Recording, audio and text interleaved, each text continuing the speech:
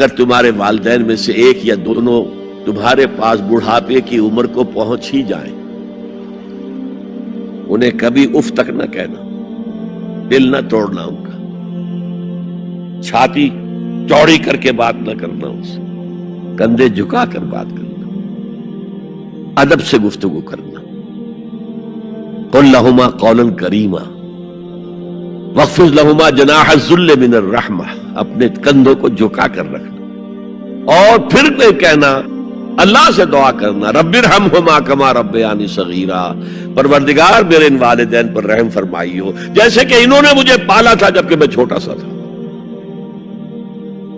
تو خاندان کے نظام کو مستحکم کرنے کے لیے 3 ڈائمنشنز ہیں، جیسے ایک کمرہ ہے، چوڑائی ہے، لمبائی ہے، اونچائی ہے۔ پہلے تو شوہر اور بیوی کے درمیان بانڈ آف لو، اب یہ شوہر اور بیوی پیرنٹس بن گئے ہیں، والدین بن گئے، اولاد آ گئی۔ سیکنڈ ڈائمنشن ایڈ ہو گئی، ادب، عزت، اور بہن بھائی ہے اخوت، جس کو کہ وہ کہہ رہا ہے جی ویلز بھی فریٹرنٹی، خاندان کا ادارہ مستحکم۔ یہاں ایک نقطہ اور بیان کر دوں، لیگل لیول پر بیوی کے حقوق کم ہیں شوہر کے زیادہ، الرجال قوامون علی النساء، سیدھی سیدھی بات ہے، اور ہمیں ڈٹ کر کہنا چاہیے یہ، اس سے زیادہ معقول بات کوئی نہیں ہے۔ کسی ادارے کے 2 سربراہ برابر کے اختیارات والے نہیں ہو سکتے، لیکن اخلاقی طور پر جو ماں کا حصہ ہے، باپ کا حصہ اس سے 1/3 ہے۔ قرآن مجید میں آیا ہے نا، حملتہ امہ وہنا علی وہن وفصالہ فی عامین ان اشکر لی ولوالدیک، اسے اٹھائے رکھا اس کی ماں نے، لہذا اس کا حق 3 گنا زیادہ ہے باپ سے۔ ایک صحابی حضور سے پوچھتے ہیں، حضور میرے حسن سلوک کا اولین مستحق کون ہے؟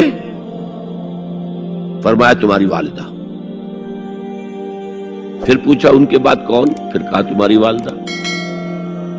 پھر پوچھا ان کے بعد کون؟ پھر کہا تمہاری والدہ۔ پھر پوچھا ان کے بعد کون؟ تو کہا تمہارے والد۔ 3 درجے۔ اور یہ جو فرمایا الجنت تحت اقدام الامہات، جنت تو ماؤں کے قدموں تلے ہے، یہ باپ کے بارے میں تو نہیں فرمایا۔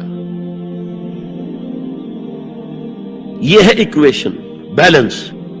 اسلام قسط کی بات کرتا ہے، انصاف کی بات نہیں کرتا۔ انصاف تو یہ کہ آدھی روٹی ادھر دے دو، آدھی ادھر دے دو، انصاف ہے، یہ اچھی چیز ہے۔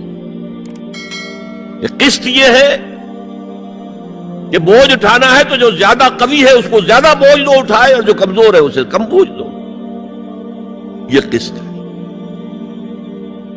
تو اسلام نے عورتوں پر ذمہ داریاں کم رکھی، ان کے اختیارات کم رکھے، لیکن اولاد پر حق ماں کا 3 درجے فائق رکھا۔